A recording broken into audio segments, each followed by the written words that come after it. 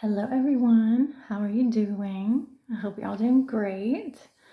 I wanted to come on here and talk today about narcissism again, but this time about 5 things about narcissistic people, traits that they have that were the most surprising to me. Things that you might not look for, things that I wasn't aware of until after I had already come out of the abuse and started recognizing it for what it is. Dots that were connected, pieces of the puzzle that were found after the fact, and then when it was put together, the stars aligned, and I was like, oh my goodness, this was right under my nose. And some things that were right under my nose that I did see that were a red flag, but I decided to not place so much importance on it and forgive based on things that might not be widely acceptable by society. Therefore, I gave grace because I knew that this was probably something that, for one, was traumatic for that person and had been created out of a traumatic situation, and they hadn't dealt with it yet, and they therefore shouldn't be shamed by it, or it's not something that you would be able to be out in the open about and it be acceptable, and people still view you as the same, depending on, like, where I live in the South, a very conservative community.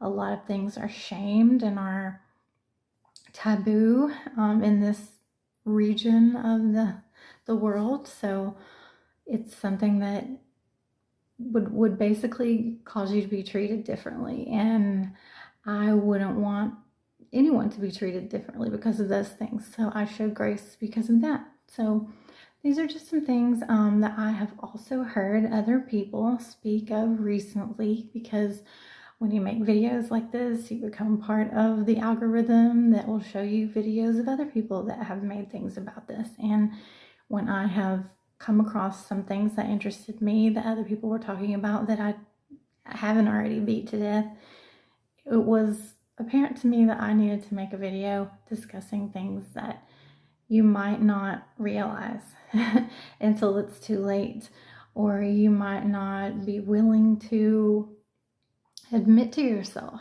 until after the fact that, yep, this was in fact true and I knew it, and I didn't want to act on it. I didn't want to bring it out into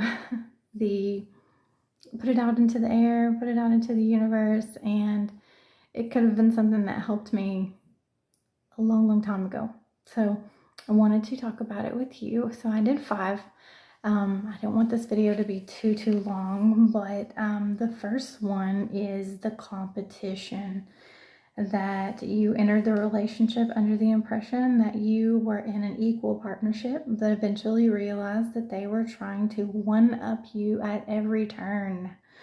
And you're just being you, but while you're being you, they don't have their own identity, so they are also trying to be you. So I never saw this. I never saw myself being in competition. I still don't see myself in being in competition with anyone, because I love me. And I know that God has a plan for me, and based on what I do with what I'm given, that I have gifts and I have talents and I have, things that are coming to me that are just for me, that no one can block that except me. So if I can pick up what's being put down, I meet all my checkpoints, I hone my gifts, that I will be continually blessed with what God has for me, and that no one else can take that away from me. They might be able to delay it. They might be able to do things that cause me to give up on myself or delay it or turn my back on it, but they can never just outright take it from me by being in competition with me, because you can't compete where you don't compare, and none of us compare to each other. We are all wonderfully made in God's divine image, and you can't take someone else's place. You can't confuse the universe to give you something that you haven't earned. You're not vibrating at that frequency, you're not them. You can try to wear a mask, you can try to pretend, you can try to do a lot of things that would trick other people maybe, but you're not going to trick God. You're not going to trick Source. You're not going to trick the energy like that is your signature. It's just simply not someone else's. So don't abandon that to try and get something that's not yours, that you haven't earned.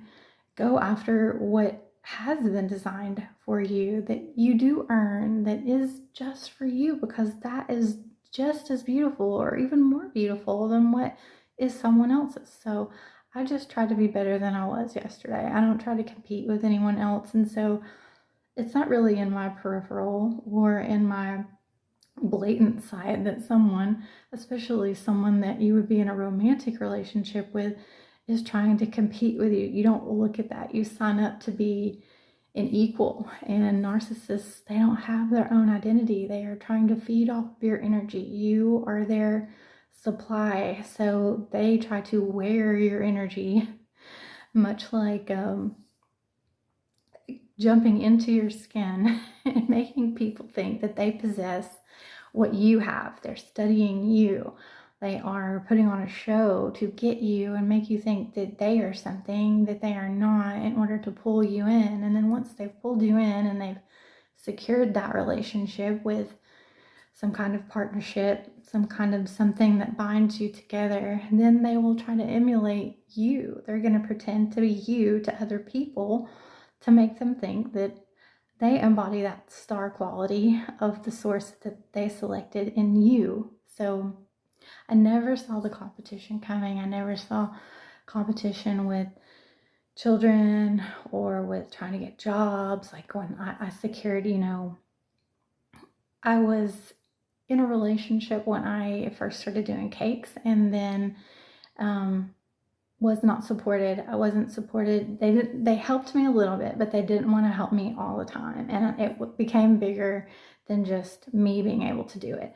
And then I also had a little one who was breastfeeding, and my partner was on swing shift. So there was a lot of things that stood in the way of them being able to help, and also stood in the way of me being able to dedicate my full focus to it.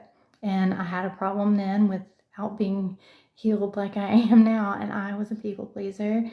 I did not want to turn any business down. I thought, I'm leaving money on the table. I have elevated to this certain status of, having the attention and getting referrals and things, that I didn't want to say no and take a step back.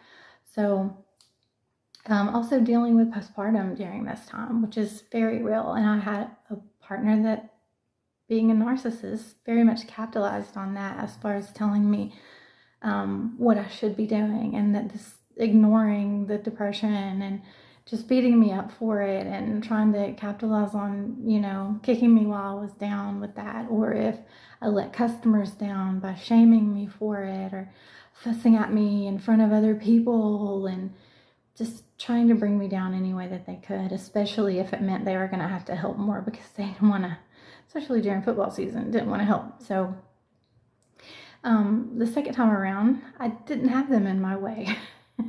So I did a lot better. I didn't have a young child, so starting it again with older children, not as many responsibilities inside the home, and my child could do more for himself, and I didn't have the anxiety and the stress of having to deal with this problematic partner in my life. Someone dragging me down, beating me up, having to wonder, like, why do they don't want to help, or where are they, what are they doing, because they were cheating, just things that they did that were stressful to me, that were not in the way anymore. And I did much better the second time around. And when I started doing better, I started hearing, them say to other people, not directly to me, that I needed to get a real job. So I knew they were already critical of it, and then trying to call me and one up me and saying, I'm going to be on this podcast and I'm going to be speaking on this and this and this. And then, already knowing that they said I needed to get a real job, and they weren't invested or encouraging or cheering me on in any way, that I wasn't like, oh my gosh, that's great, like they wanted me to be. And then it disappointed them because their competition didn't, I wasn't cheering them on because they weren't cheering me on. So I met them not with the same kind of energy, because I didn't go around saying bad things about them like they were to me or about me, but that I wasn't going to be that same person to them anymore, because they had already shown me who they were. So the competition for me didn't work. I didn't want to be in competition. And as a parent, I knew what I brought to the table, and I knew the slack that I picked up. So to me, there wasn't any kind of comparison to compete with. So it was a non-factor to me. But now that I look back, I see that they were very much in competition with me in their own mind the entire time. And that just was ridiculous to me. And I didn't see what a hindrance it was until after it was done. So know that narcissists are in competition with you all the time, whether you know it or not. And they're trying to present themselves as you, wearing your energy, draining you of your energy, and then wearing it in front of other people to build themselves up and make them look like you. So know that the competition is real. Know that they're trying to be you. They're trying to act like you the whole time they're being an energy vampire. Number 2, the lack of protection that you feel when you are with a narcissist. When looking back, being a woman with a male, I won't say a man, I will say a male, because that was the dynamic in my relationship. It wasn't a man. That's not how a man, a full-grown embodiment of a man would act. But in it being a male-female dynamic, I will say that I was a woman and that was a male that I was with, that I never felt safe and protected from others by them, or when I was with them, was I able to feel safe in their presence and be able to let my guard down and be freely myself with them at all times, or really very, very seldom be myself, my pure, genuine, authentic self. That it turns out that they were more in their feminine energy and I was in my masculine, because we all embody feminine and male energies. It depends on what life is calling for. Sometimes we choose to be in that because that's where we're comfortable. That's something, it's imbalance. Sometimes it's a forced imbalance and sometimes it's a chosen imbalance. And when you are carrying more of the responsibilities in the home, as a female, I was forced to be in my male energy. I feel like now I choose to be single and I'm not looking for a relationship. I'm not chasing after a relationship. I'm not putting myself out there in any way as far as attracting a romantic relationship. But so I choose right now to be in more of my male energy because I have to take on both roles. I put the female on the back burner and I put my big girl pants on and I go out and I do what I need to do to get things done to maintain what I need to survive. But when you're in a relationship and you're a female, for me anyway, I would love to be in my female energy, but I felt like my partner was more in their female energy, taking a step back, not being the head of the household, not being the leader, not paying, like being in charge of paying the bills. I'm not saying that didn't work, but bringing in money, but not being in charge of carrying out the duties that need to be attributed to running the household. Not carrying out, discipline, not doing, equal balance of the things that need to be done in the house as far as cleaning or maintenance or whatever it may have been called for at the time. So I, at that time in my life, was not spiritually in tune like I am now to know that we all possess male and female energy, feminine energy, and I didn't know that I was putting mine on the back burner in order to be what I needed to be to make our family and our household run in a strong way, a supported, stable, balanced way. And in that, in knowing now that I was doing that, I see that my partner, even though they were a male, that they were in their feminine energy and writing that. And that was, in the forefront for them. And I wasn't able to be that because they were in that. So I didn't ever feel protected like they were stepping up. I feel like when you're in masculine energy, you take on a role of the protector, the defender, doing anything needed to shield the feminine from anything harmful. And I never felt like that with a narcissist. I never felt like they were going to protect me from anything out in the world, from their family, from my family. I didn't feel support from my family, and they knew that I didn't have that, which is what made me a target as a supply, because they knew that they could do whatever that they wanted to me, and I didn't have anyone backing me up. But I never felt like they would step up and they would protect me if somebody said something bad, if somebody did something bad, if someone tried to cause harm in any way. I never felt supported or protected, and that let me know now, looking back, that they were in their feminine energy and that I was the front line of defense for myself and for my children and for them and for our household at all times. And that was a large weight for me to bear. Looking back at it now, I know that it was on my shoulders to do all of that all of the time. And if anything went down, that they were going to split. They were going to take the easy road out. If they couldn't intimidate me and scare me on the spot, then they were out. They were going to go. I remember one time when I had posted a picture of the hole being punched in the wall, but hands being put on me, trying to throw me out of the house when I had 2 children there. I had done nothing wrong except for call out what they had done wrong.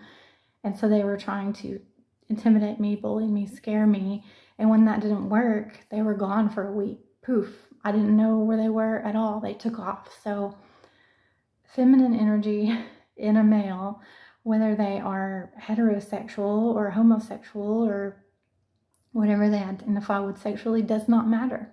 It's whatever they choose to be in. And sometimes what they choose to be in forces you to be in the opposite so that you can maintain balance and stability. So that's something that I didn't look at the time, but it's very much a real thing. And you may be completely out of tune if you're a female with being in your feminine energy, or anyone that wants to get in touch with their feminine energy, if you are forced to be in the masculine energy just to maintain, just to be able to do what you need to do.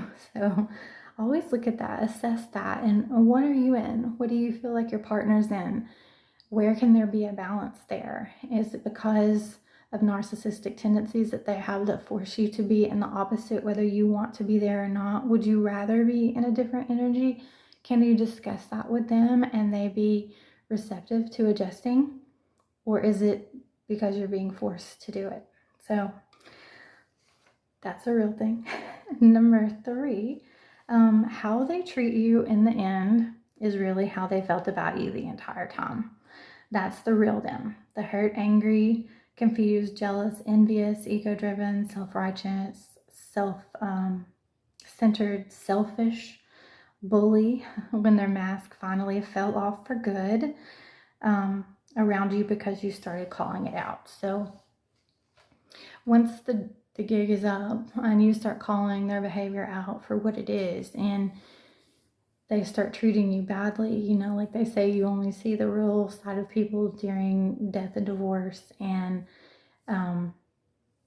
that's it. And like I've said many times, what Kevin Gates says about when someone paints you a picture, don't let them paint you another picture, because that's the real them. That's what you need to pay attention to. You need to hone in on that and see that the way that they're treating you during hard times, when push comes to shove, when they're being held accountable, when their behavior is being called out as unfair or abusive or any of those adjectives, that is who they were the entire time. Nobody can act like somebody else forever. Eventually their mask is going to fall off. And if you don't completely be gracious of it all the time, especially if it's hurting you, because you shouldn't, you should absolutely call it out and speak your truth and start standing up for yourself. Because if you're in a relationship with a narcissist, like I said in the previous one, they're not going to protect you.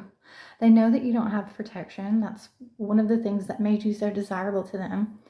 And two, they're definitely not going to protect you when it's them coming up against you. So you're in a corner. So you have to stand up for yourself. Don't be a victim to staying in that cycle or letting their intimidation and their hatred and their envy and jealousy of you, because they've been trying to be you.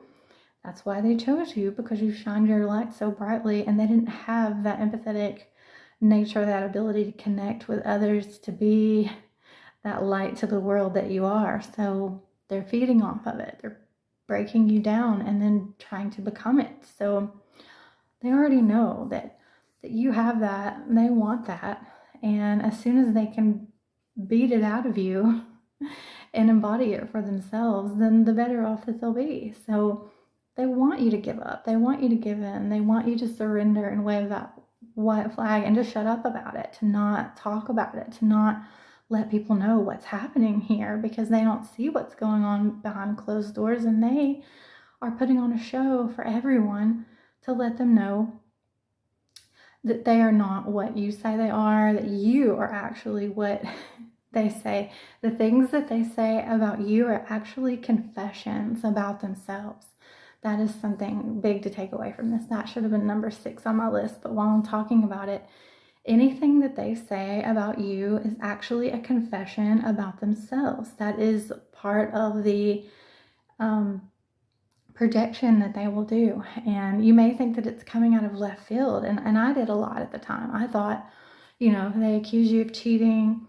It's just because, this or that. But it's because they're cheating. Now, that's an easy one. But it could be the mental illness. Just because they're trying to portray you as being mentally ill doesn't mean that that was just something that they thought was wild and entertaining and something salacious for people to snag onto. Because when you, I listened to something the other day talking about if you create confusion in someone's mind, the first thing that presents itself after said confusion has occurred is what the brain will latch onto. And so if you cause this stir up, this whirlwind, this cyclone of, throwing dirt and slander and narratives and agendas at people that don't know what's going on and have no clue what this other person has endured behind closed doors, they'll be confused. Of course, the first thing is to entertain it, that they're not having to deal with their own problems. And so this is drama that's pulled them in. And if they're in low vibrations, they're going to latch onto it. And once you get them confused, not knowing what to believe, the first thing that the person throws out there is what their brain is going to grab onto and think is the truth. So, and a lot of times they're not going to go to the other side. They're going to claim that I don't want to get involved. But by listening to it, they are involved already. You've already put yourself in the gossip mill. So that's out the door. But people will try to take that. They'll try to make themselves feel better by saying, I don't want to get involved, or I'm not involved. But if you've listened to one side, you're involved already, and you've already given energy to that person tearing someone else down. Sidebar. But the mental illness thing, just because it's salacious and something that another one's brain can latch onto as the truth, it's often a projection of this person that they are mentally ill. They needed the psychological evaluation, and no matter how many times it's asked for, it wasn't given, because they went out there and threw dirt first and said that this person is this and that they need it. So I remember one time whenever I was going through counseling, thinking it was couples counseling, and that was the first thing that they threw out was testing. And I said, fine. And this has nothing to do with my court case.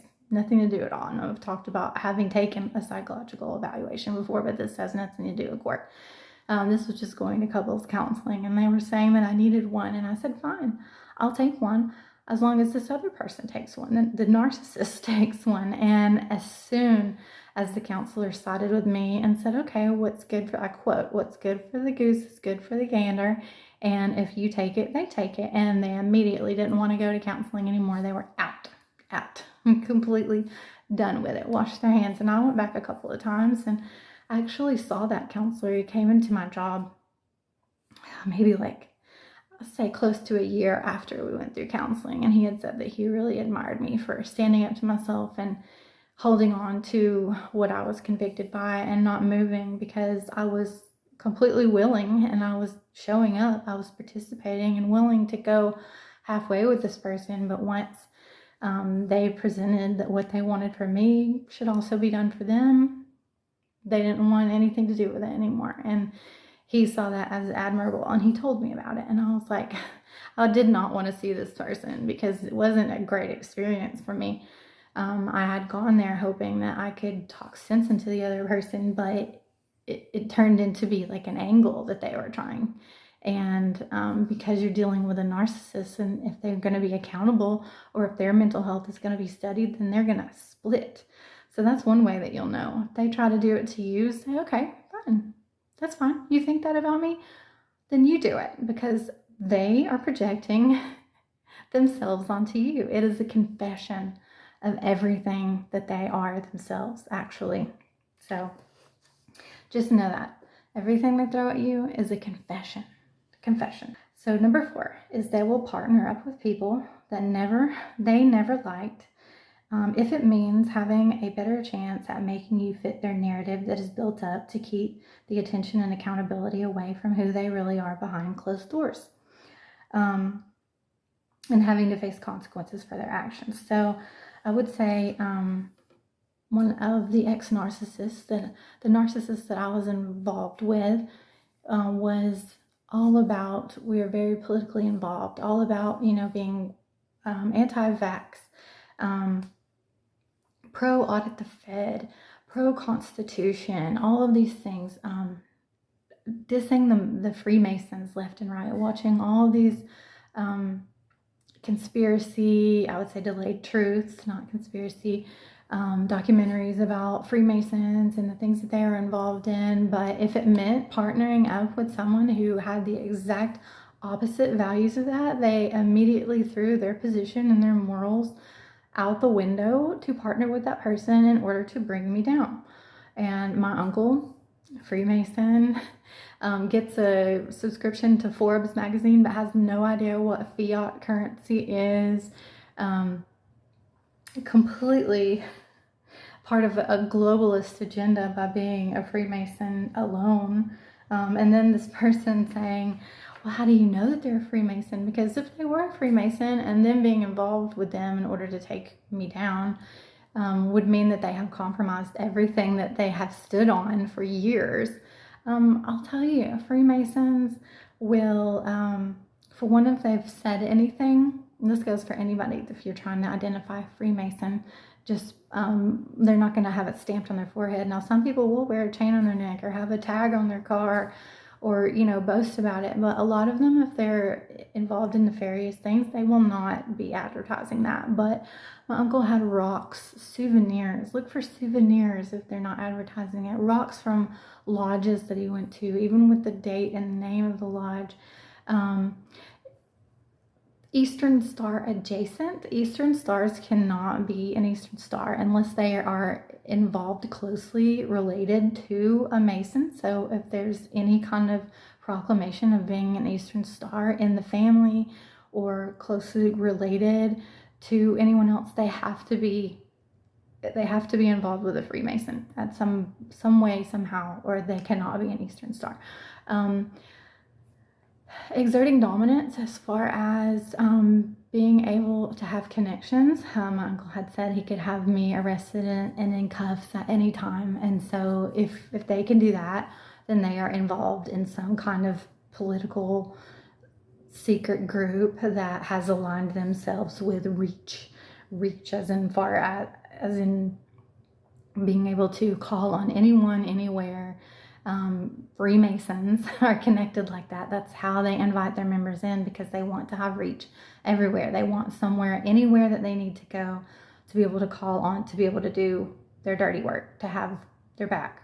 So those are great signs. You don't have to be a card-carrying Mason and advertise it.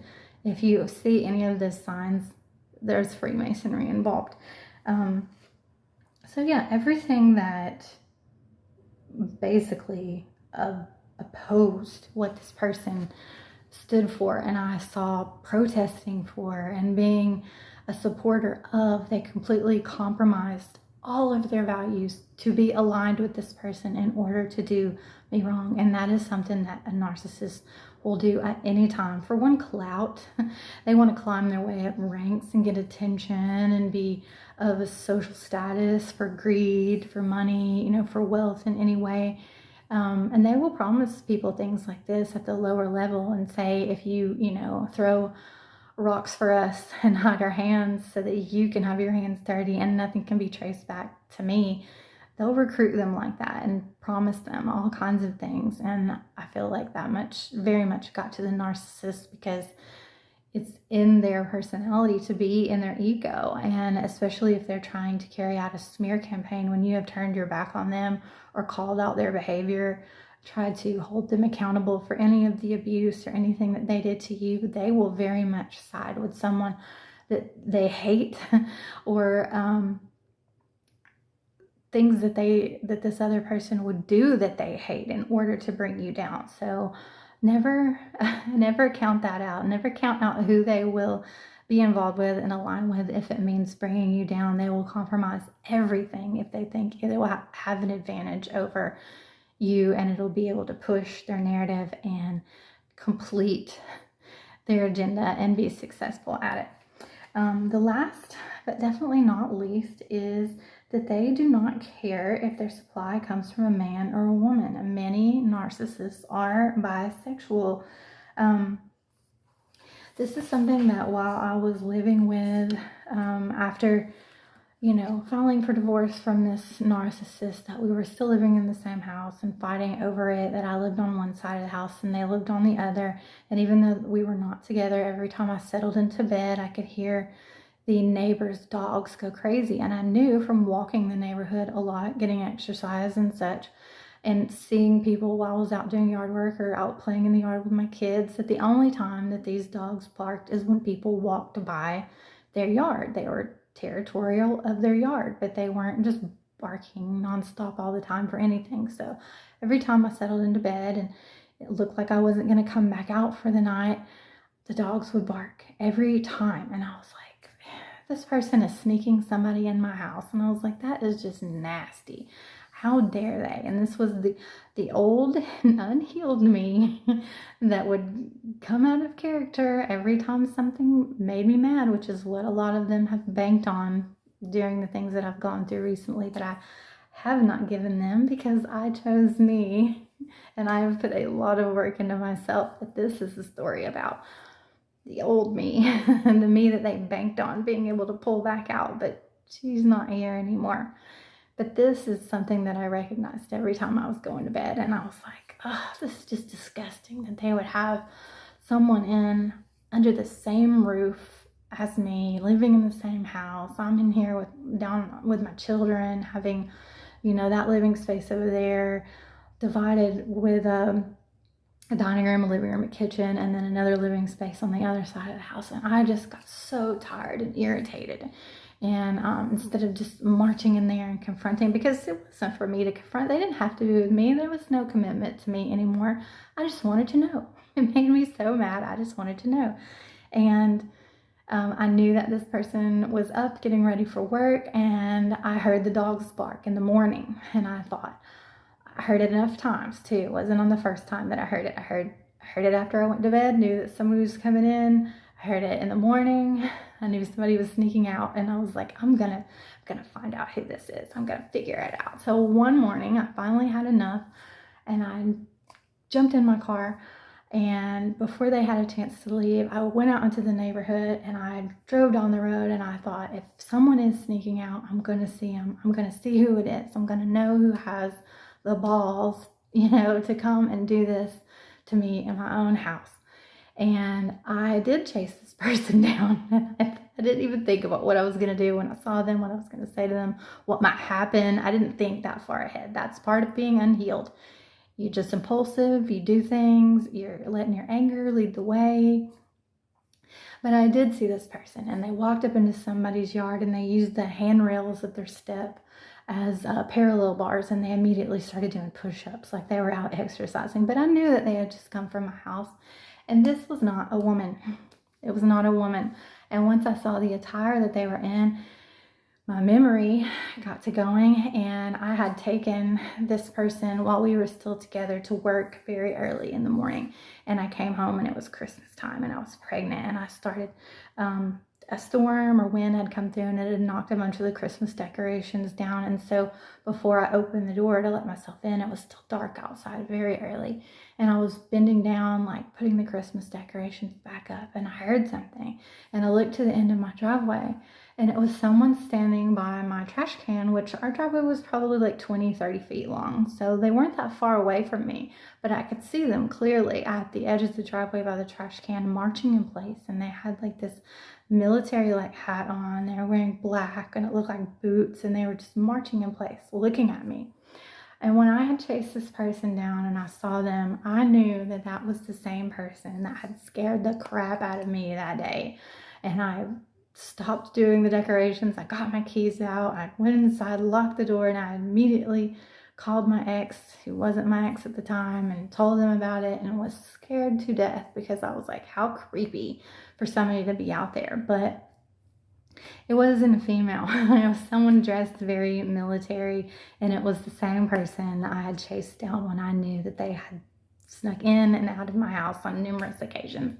And I just, when I went after them, I rolled my window down, or I opened my door, I'm not sure, and I was gonna say something to them, but when I noticed that it wasn't a female, I didn't say anything at all. And this is something in this conservative religious town that we live in Chattanooga, Tennessee, that is not accepted. And I thought, this person doesn't want to admit it, they wouldn't be accepted for it, or they're ashamed, I'm not sure, but they don't have any commitment to me. And when I inevitably went back to them and completed another cycle with this narcissist before completely cutting it off, I showed them grace and did not ever say anything about it, because I was like, that's their business. And if I go back to them in any way, shape, or form, even being a friend, I'm not going to bring it up, because it's obviously something that they're not comfortable doing out in the open or telling me about, which I don't agree with. I think that you should be any sexual orientation that you want. Even if it came from abuse, because abuse doesn't always feel bad. You don't always know that it's abuse until later on, and then you learn what's right from wrong, and then you know that someone groomed you into thinking that it was not a bad thing, and that this was normal, and that everybody does it. That's how abuse happens with children. They don't know any better. It's a lot easier to wrangle them into something like that. So it's not shamed, and it feels good. So they don't know that it's wrong at the time. So this may have been something that they were brought into without their own knowledge of what was right and wrong, and they don't want to come clean to it. But it is something that is very real. A lot of narcissists are bisexual. So